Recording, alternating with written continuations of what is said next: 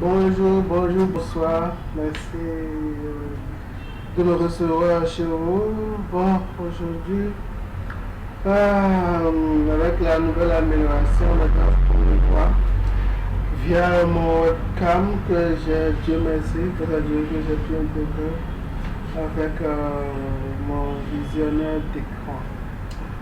Aujourd'hui, je vais vous présenter le programme de gestion de pricing que j'ai nommé e-pricing.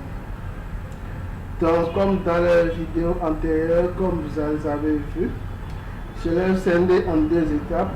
La première étape est l'intégration et la deuxième le programme. Là, rapidement faire un petit résumé sur en quoi cet intégrateur est plus important. Elle est plus importante dans la mesure où elle est plus puissante que le ERP. Après, je vais faire un tuto complet sur l'intégrateur. C'est elle qui permet de contrôler tous mes autres programmes. Donc ça veut dire qu'il n'aura plus besoin d'avoir plusieurs programmes installés sur le même poste, va se perdre, non. Au moins tous les programmes peuvent même se communiquer entre elles sans difficulté. À la différence d'un ERP qui est plus lourd parce que c'est dans un même projet, tout est fait. Alors comparativement à l'ERP, l'intégrateur est plus léger car il ne fait que gérer des bibliothèques et des procédures les plus allocatives dans la programmation. Bon, sans plus tarder, je vais vous présenter la première partie est la création de la bibliothèque e-pricing. Plus précisément pour son utilisation. Bon, excusez-moi, c'est ma deuxième femme qui était à côté. Donc, ça peut servir. Non, désolé, c'est une collègue, les amis. Donc, c'est une collègue. Bon, je vais vous présenter rapidement le programme. On va d'abord créer la bibliothèque, ou ce que nous appelons un composant, qui sera utilisé facilement. Donc, nous allons créer pour le compte de l'année 2022. Qui sera plus simple, donc nous connectons à notre intégrateur.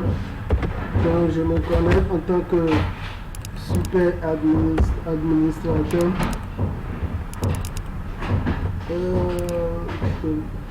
Vous voyez, après la connexion, automatiquement, nous avons ce qu'on appelle un tableau de bord qui dispose de tous les programmes qu'on a déjà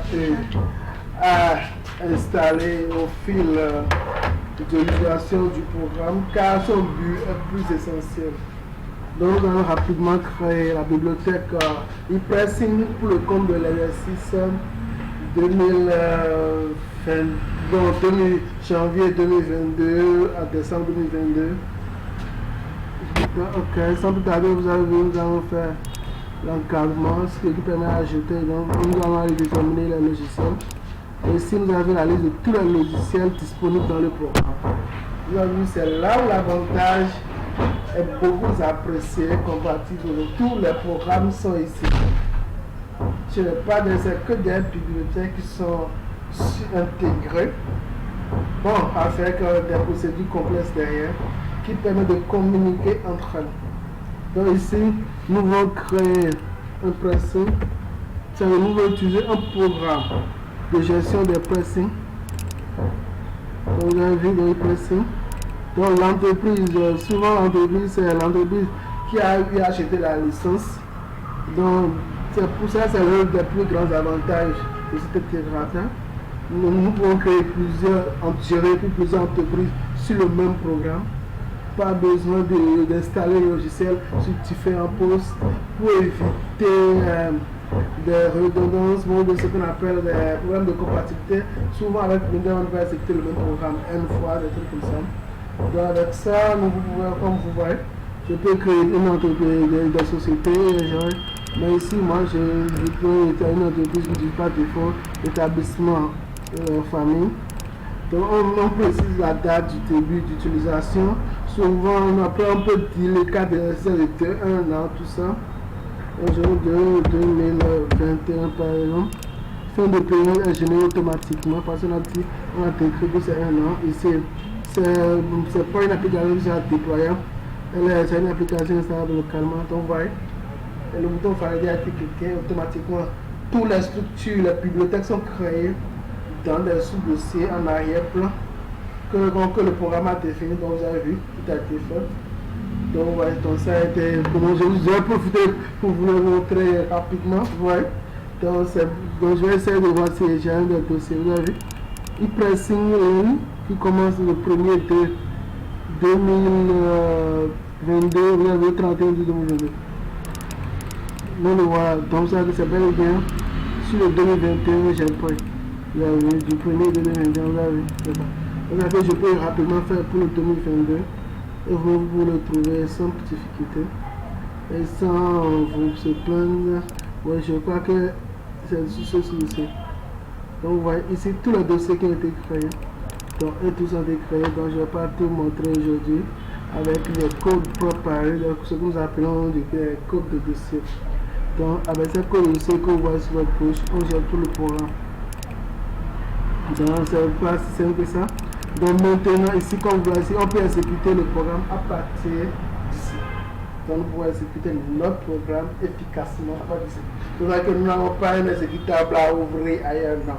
Nous allons seulement appeler le composant qui va pouvoir réunir toutes les différentes informations liées à ce programme. D'accord? Ok, sans plus tarder, bon, je vais prendre celui de l'année 2012 que j'ai fait précédemment avec le 1-1-2019 jusqu'au 31-12-2019 parce que c'est cette dernière qui a des données. Ça, je vais le créer, il n'y a pas de données. Donc ça, je peux l'ouvrir. Donc je vais l'ouvrir rapidement avec la fonction Open Bibliothèque. Oh ouais. Donc une fois que c'est bien fait, le programme, bon, c'est normal parce que le programme, je l'avais déjà ouvert en arrière-plan. Donc c'est pourquoi il s'est lancé comme ça. Donc il m'a dit que c'est déjà ouvert. C'est ce qui était normal. Donc ouais, je me reconnais seulement à mon programme. Vous avez vu? Donc je me suis seulement connecté. Je cherchais la bibliothèque. Donc je veux simplement ouvrir. Donc vous avez vu, le message derrière était bien clair que le programme existe déjà parce que le programme était ouvert. Vous avez vu? Donc je relance l'ouverture simplement. Et donc vous allez voir que le programme s'ouvre. Donc notre programme de gestion e-pressing est un programme de gestion posé.